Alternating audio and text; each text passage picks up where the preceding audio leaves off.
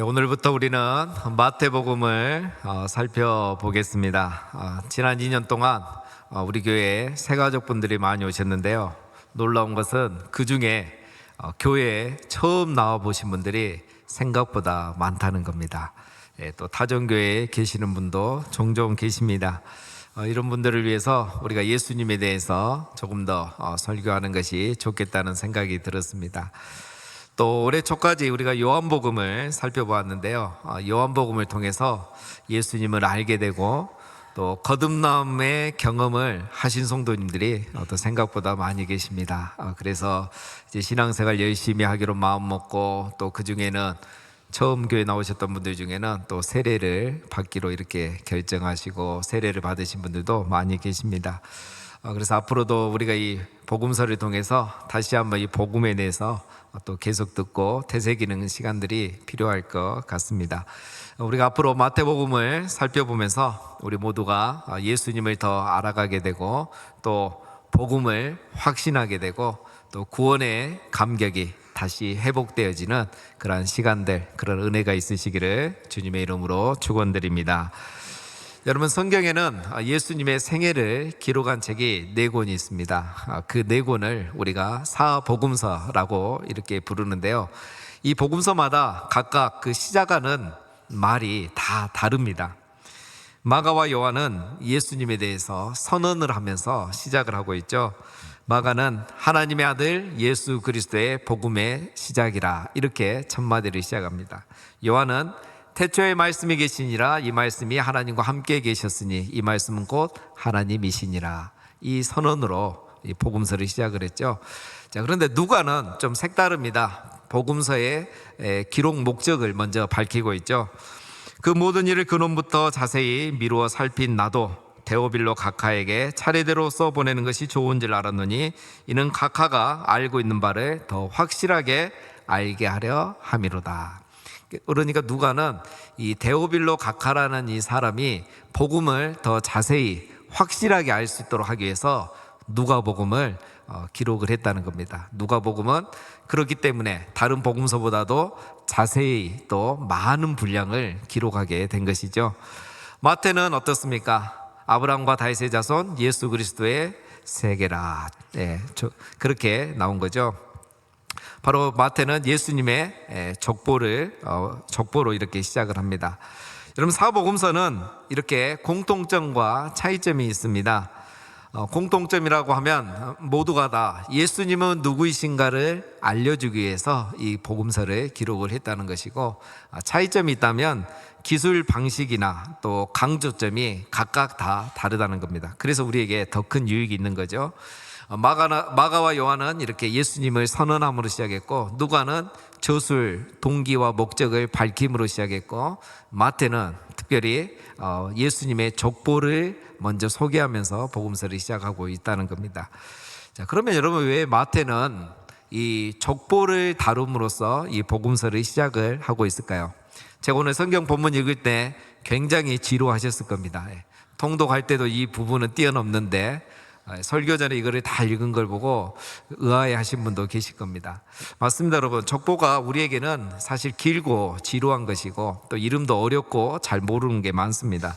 하지만 원독자, 이 성경 마태복음의 최초 독자들에게는 아주 중요한 관심사였다는 것입니다. 예수님이 누구이신가는 여러분, 초기에 기독교를, 예수 그리스도를 처음 믿는 이 그리스도인들에게나 또 시간이 지나면서 유대교나 또 회당에서 추방당한 성도들에게는 굉장히 중요한 것이었습니다. 당시 기독교가 처음 생겼을 때 이 기독교 신앙을 가진 사람들에게는 이 기독교 신앙을 유대교와 어떻게 조화를 이룰 것인가, 이 예수님은 도대체 누구신가, 이거는 그들의 중요한 관심사였죠.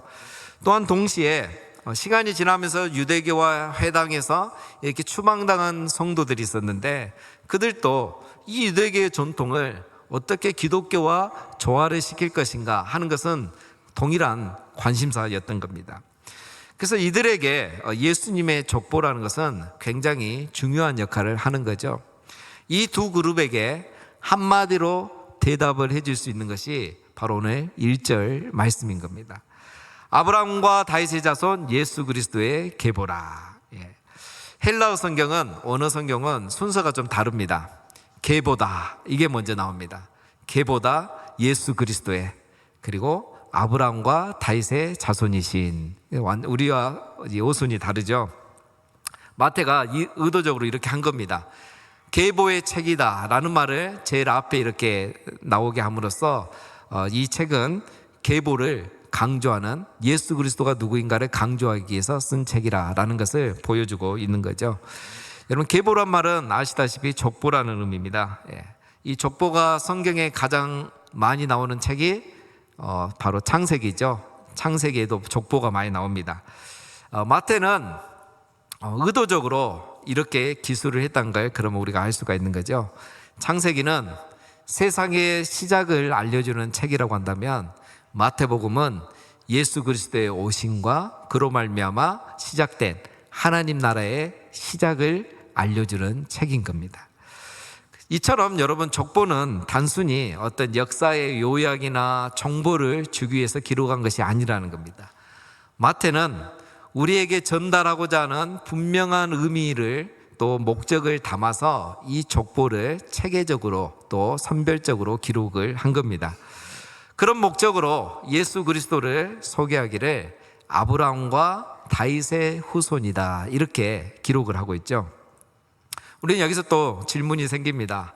마태는 왜 구약의 많고 많은 인물들 중에 아브라함과 다윗을 예수 그리스도와 연관시켰을까 하는 의문이 듭니다. 그것은 바로 이 두 사람이 예수님은 누구이신가를 설명하는데 가장 중요한 인물이 되기 때문입니다. 여러분, 아브라함과 다윗은 하나님과 언약을 맺은 사람이죠. 우리 성경 설교를 듣다 보면 많이 듣는 말 중에 하나가 아브라함과의 언약, 또 다윗과의 언약, 이런 말씀을 많이 들으셨을 거예요. 하나님께서 아브라함과 언약을 맺으시면서 내 씨로 말미암아 천하 만민이 복을 받으리라 라고 말씀을 하셨죠. 여기서 씨라는 것은 단수로 되어 있는데, 이것은 바로 오실 메시아, 예수님을 가리키는 겁니다. 즉, 예수님이 아브라함의 후손으로 오셨다는 것은 예수님이 오실 바로 그 메시아이고, 이제 예수님이 이 세상에 오셨기 때문에 예수님으로 말미암아 온 천하 만민이 다 복을 받게 된다 라는 것을 말하고 있는 것이죠. 두 번째, 다윗의 언약도 동일합니다. 여러분, 하나님은 한 씨를 세워서 다윗의 왕위가 영원토록 견고하게 세워주겠다고 약속을 하셨어요. 마태는 그 씨도 바로 예수 그리스도라고 보고 있는 겁니다. 그럼 구약에서부터 보면 또 신약에도 복음서에도 많이 나오는 말 중에 하나가 다윗의 후손이란 말이 나오죠. 왜 다윗의 후손이 많은데 이 다윗의 후손이 마치 고유명사인 것처럼 이렇게 말을 할까 의문을 가진 적이 있을 겁니다. 여러분, 그 당시에 또 신약 시대에는 이 다윗의 후손이란 말은 장차 왕으로 오실 메시아를 상징하는 호칭으로 쓰인 것입니다. 그러니까 지금 마태가 아브라함과 다윗의 후손, 즉 다윗의 후손으로 예수님이 오셨다 이렇게 말하는 것은 예수님은 왕으로 오신 메시아다 라는 것을 말씀하고 있는 것이죠. 정리하면 예수님께서 아브라함과 다윗의 후손으로 오셨다는 것은 바로 우리 예수님을 통해서 아브라함과 다윗의 언약이 모두 성취되었다는 것을 말하는 겁니다. 그리고 우리 예수님께서 이 아브라함의 언약과 다윗의 언약을 성취하기 위해서, 즉 구원을 완성하기 위해서 약속대로 오신 메시아, 구원자라는 말씀인 겁니다. 여러분, 우리 예수님은 어느 순간 갑자기 오신 게 아닙니다. 예수님은 구약에서부터 약속된 대로, 예언된 대로 오셨습니다. 약속대로 오셨다는 말은 무슨 의미냐면 예수님이 참 구원자라는 의미인 겁니다.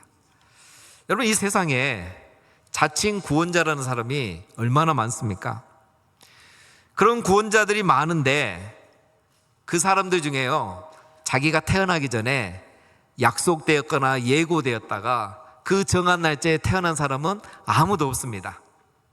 그냥 우리랑 똑같은 인간으로 태어났다가 어느 날 자기가 구원자라고 주장하고 있는 거죠. 여러분, 종교마다 성인이 있는데 어느 성인도 예언과 약속 가운데 이 세상에 태어난 성인은 아무도 없습니다. 예수님만이 하나님의 구원 계획에 따라 정하신 때에 약속대로 이 세상에 오신 겁니다. 그 말은 바로 우리 예수님만이 참 구원자가 되신다는 말씀인 겁니다. 여러분, 마태가 이것을 역사적으로 증명하기 위해서 오늘 예수님의 이 긴 족보, 우리에게는 지루하지만 그들에게는 너무 중요한 족보를 이렇게 기록에 남긴 겁니다. 물론 구약의 모든 조상들의 이름을 다 기록하지는 않았습니다. 마태는 의도를 가지고 크게 세 시대로 나눠서 선별적으로 기록을 한 거죠. 14대씩 세 개의 시대로 나눠서 오늘 기록을 했습니다. 17절에 보면 나오죠. 그런즉 모든 대수가 아브라함부터 다윗까지 14대요. 다윗부터 바벨론으로 사로잡혀 갈 때까지 14대요. 바벨론으로 사로잡혀 간 후부터 그리스도가 태어날 때까지 또 14대가 된 것입니다. 그래서 2절부터 16절에 보면 총 41명의 이름이 나오는데요. 이들을 이렇게 세 시대로 구분을 해서 족보를 기록했습니다. 첫 번째 시대는 아브라함부터 다윗 시대까지입니다. 오늘 2절부터 6절이 이걸 말하는데요. 아브라함은 이삭을 낳고 이삭은 야곱을 낳고 야곱은 유다와 그 형제들을 낳고 계속 그렇게 나오면서 결국 마지막에 이새가 다윗 왕을 낳았죠. 여러분, 이것은 단순히 생명이 이어지는 정보를 제공하고 누가 누구를 낳고 누가 누구의 아들이고 아버지라는 것을, 그런 정보를 제공하는 것이 목적이 아니고 하나님이 인류 구원의 역사에 개입하고 계신다는 것, 하나님이 그 약속을 이루시기 위해서 이 구원 역사에 개입하고 계신다는 것을 보여주고 있는 것입니다. 하나님은 이스마엘이 아니라 이삭을 선택했고, 큰아들 에서가 아니라 둘째 야곱을 선택했고, 장남 루벤이 아니라 유다를 선택했고, 장남 엘리압이 아니라 막내 다윗을 선택한 겁니다. 여러분, 우리가 금요기도회 때 사실 이거 다 살펴봤는데요. 아브라함과 맺은 언약이 얼마나 수많은 위기들이 있었습니까? 그런데 하나님께서 그때마다 사람을 선택하시고 그 약속을 지켜오셨던 것입니다. 그래서 그 약속대로 결국 다윗 왕이 태어났고 다윗의 후손인 예수 그리스도가 태어났다는 것을 이 짧은 족보를 통해서 말해주고 있는 거예요. 또 한 가지 여기에 보면 놀라운 게 있죠. 유대인들은 족보에 여자들의 이름을 기록하지 않는데 여기에는 여인들도 포함되어 있다는 것은 굉장히 놀라운 겁니다. 오늘 3절을 보면 유다는 다말에게서, 살몬은 라합에게서, 보아스는 룻에게서, 다윗은 우리아의 아내 밧세바에게서, 이 4명의 여인의 이름이 나옵니다. 여러분, 이것이 무엇을 말합니까?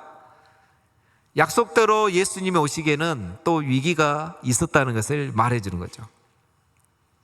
우리가 이미 다 아시는 것처럼 유다와 다윗은 이 언약을 이어가기에는 자격 미달일 때가 있지 않았습니까? 또 살몬과 보아스가 이방 여인과 결혼을 했는데 이것 또한 어떻게 보면 큰 위기가 될 수 있었습니다. 원래 이방인과 결혼이 허락되지 않았기 때문에요.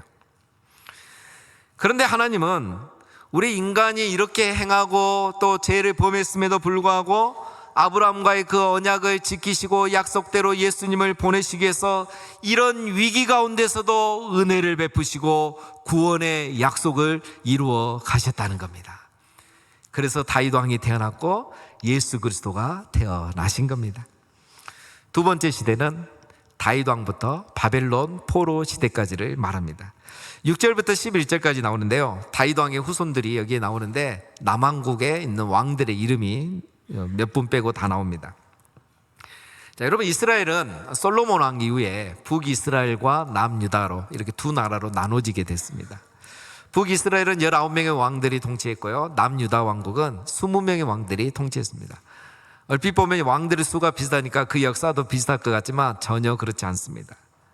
북이스라엘은 주전 722년에 멸망했고요. 남유다 왕국은 주전 586년에 멸망했으니까 무려 140년을 더 존재했던 것입니다. 이 북이스라엘은 짧은 기간에 왕조가 9번이나 바뀌었습니다. 7개 왕조는 그 왕조가 2대를 넘지 못한 왕조들이었습니다. 아버지 때에 끝나거나 아들 때에 이어졌다가 아들 때에 끝나는 경우가 대부분이었습니다. 반역이 얼마나 많이 일어났는지 어떤 왕은요 7일 다스리다 끝나고 어떤 왕은 한 달을 다스리다가 하야하는 일들이 많았습니다. 그렇죠, 여러분. 역사를 보면 한 왕조가 계속 간다는 것은 사실 고대는 더 어려운 일이지 않았습니까? 그런데 우리 남유다 왕국은 다윗의 후손들이 계속 그 왕위를 이어서 한 왕조가 끝까지 갔다는 사실입니다. 여러분, 이것이 무엇을 의미합니까? 하나님께서 다윗과의 이 언약을 지키기 위해서 다윗의 왕조를 지켜주셨다는 것입니다. 그래서 왕이신 예수님이 다윗의 후손으로서 약속대로 왕이신 메시아로 이 세상에 오시게 된 것입니다. 왕들은 신실하지 못한 사람도 많았고 선하지 않고 악한 왕도 많았지만 하나님은 그 약속을 지키기 위해서 그 왕조가 끊이지 않게 하시고 계속 이어지게 하시고 결국은 다윗의 후손으로 예수님이 약속대로 이 세상에 오시게 하셨던 것입니다. 세 번째 마지막 시대는 바벨론 이후부터 예수님까지입니다. 이때는 이제 이스라엘이 나라를 잃었던 시대죠. 그래서 70년 만에 다시 돌아와서 포로에서 귀환해서 성전을 짓고 다시 회복하게 된 그런 시기였습니다. 그러나 나라와 주권은 회복하지 못했었죠. 마태는 이처럼 여러분 족보를 세 시대로 구분해서 우리에게 중요한 메시지를 주고 있습니다. 아브라함은 이스라엘 역사의 시작이고 다윗은 이스라엘 역사의 최정점이 되고 그리고 포로기는 이스라엘 역사의 최저점, 가장 슬픈 시기죠. 약한 시대였죠. 그러나 이스라엘의 역사, 하나님의 나라의 역사는 여기서 끝나지 않았다는 겁니다. 하나님 나라의 역사, 이스라엘의 역사는 예수 그리스도께서 이 세상에 오심으로 다시 최고의 정점에 이르게 된 것입니다. 그래서 그 작은 나라가, 하나님의 나라가 로마를 정복하고 로마가 그리스도를 믿게 되는 그런 놀라운 역사, 최고의 정점에 이르게 되었던 거죠. 여러분, 인류 역사를 보면 많은 나라들이 있었지만 역사 속에 사라지기도 하고요, 많은 제국들이 있었지만 시간과 함께 사라지거나 그 힘을 잃게 되는 경우들이 많습니다. 하지만 하나님의 나라는 그 역사가 이렇게 한 번도 멈춘 적도 없고 사라진 적도 없었던 것입니다. 인류의 역사를 보면 아담은 실패했고요, 이스라엘의 역사를 보면 인간들은 늘 실패했지만 하나님은 결국 그 구원의 계획과 약속을 다 이루시고 그래서 예수 그리스도를 이 세상에 보내주신 겁니다. 오늘 이 역사가, 이 족보가 우리에게 말하고 있는 것이 이것입니다. 인간의 실패에도 하나님의 구원 계획은 중단되지 않았다는 것입니다. 인간의 범죄에도 하나님의 언약은 취소되지 않았다는 것입니다. 불가능한 상황 속에서도 하나님의 약속은 그대로 다 성취되었다는 것을 보여주고 있는 것입니다. 이것을 보여주는 것이 바로 예수님의 족보입니다. 바로 우리 예수님이 약속대로 이 긴 역사 가운데 변치 않고 취소되지 않고 약속대로 이 세상에 오신 우리의 구원자라는 사실입니다.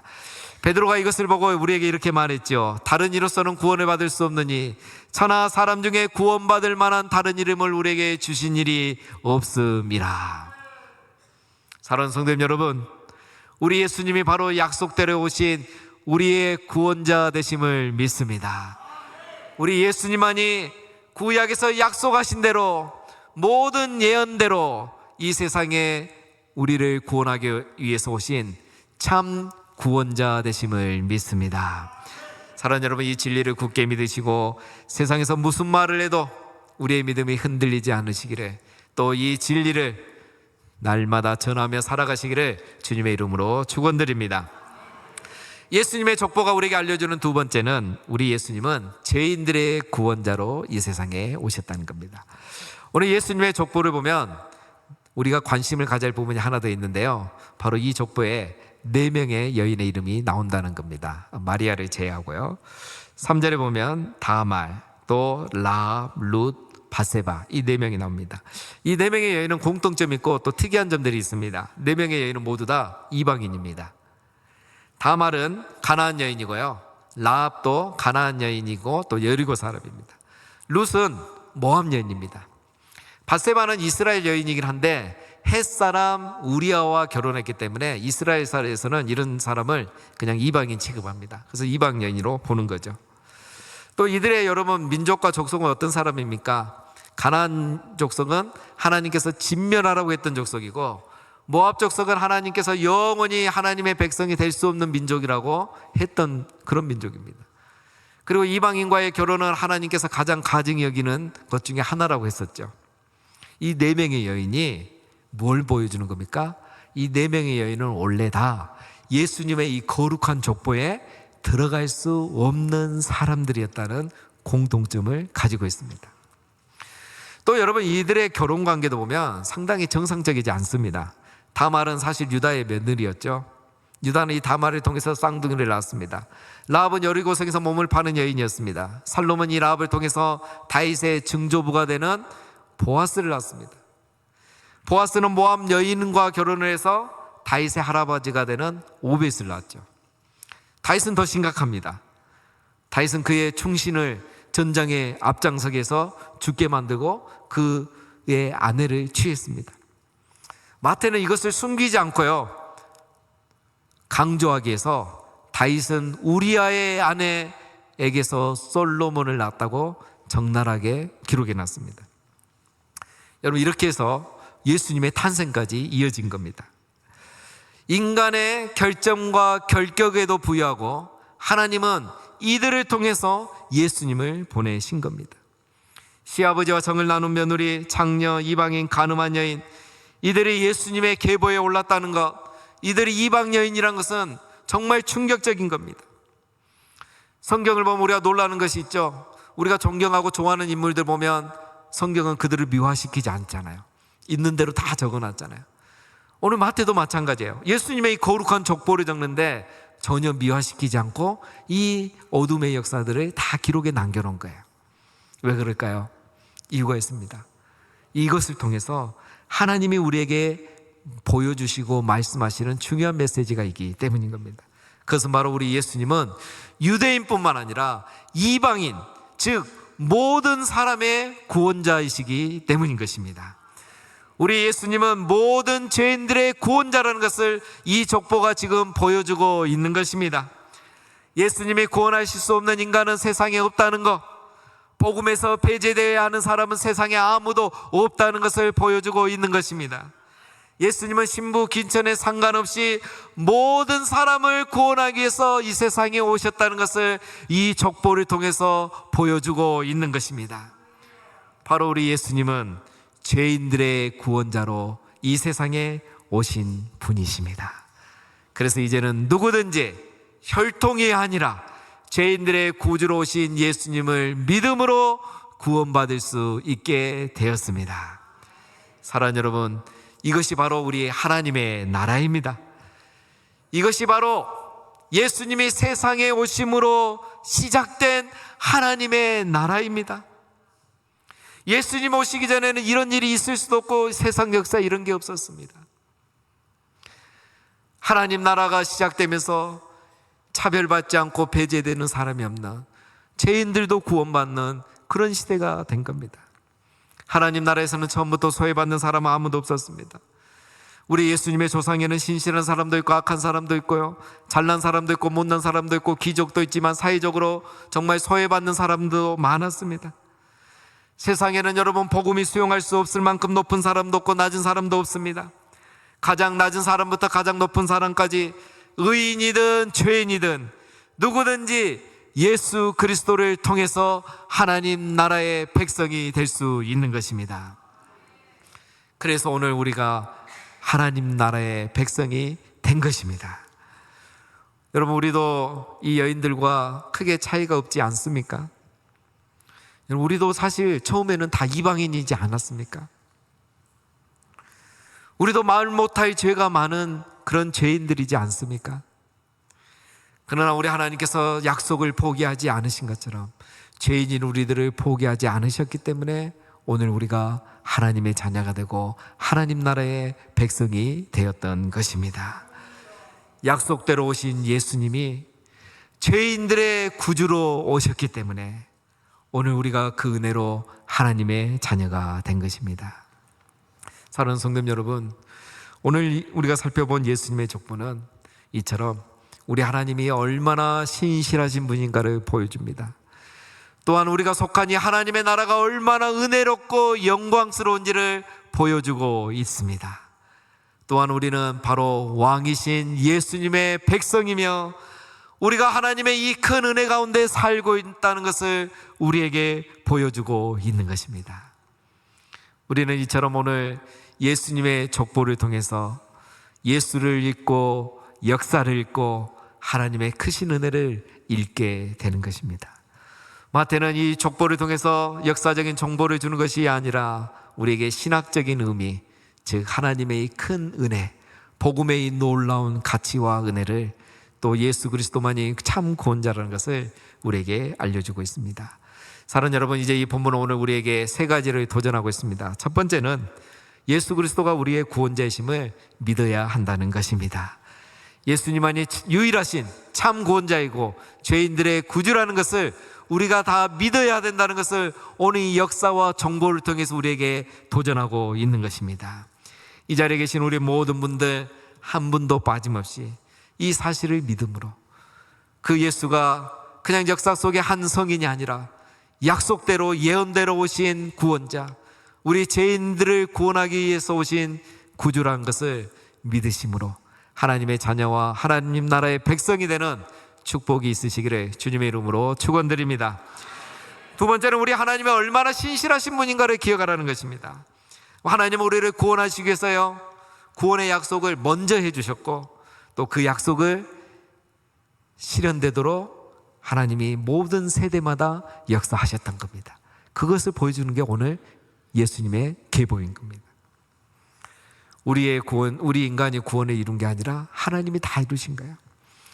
그렇다면 여러분, 오늘 우리 자신의 구원도 동일한 겁니다. 우리는 여전히 넘어지고 부족하고 연약하지만 신실하신 하나님이 우리의 구원을 인도해 가시고 온전히 완성해 나가실 줄 믿습니다. 마지막으로 하나님의 나라가 정말 이렇게 은혜롭고 영광스럽다는 것을 기억하라는 겁니다. 예수님은 죄인들의 구주로 오셨기 때문에 하나님 나라에서 소외받는 사람은 아무도 없습니다. 예수님 계보에 나오는 여인들이 이것을 증거하고 있고 오늘 우리들이 그것을 증명하고 있습니다. 하나님 나라는 이렇게 은혜롭고 영광스러운 곳입니다. 그리고 교회가 바로 그런 곳입니다. 이 교회에서 이 하나님 나라를 마음껏 누리고 이 은혜를 누리지 못한 많은 사람들을 우리가 이곳으로 인도하여서 이 은혜를 누리게 해야 할 것입니다. 사랑하는 성도 여러분, 오늘은 예수님의 족보를 통해서 우리 참 구원자이신 예수님을 살펴보았습니다. 완전하신 구원자로 오셔서 우리를 구원의 길로 인도하신 예수님의 은혜와 신실하신 하나님의 사랑을 늘 기억하고 감사하면서 평생에 우리 하나님을 예배하는 예배자로 살아가시고 구원자이신 우리 예수 그리스도를 증거하는 전도자로 살아가시는 우리 모두가 다 되시기를 주님의 이름으로 축원드립니다.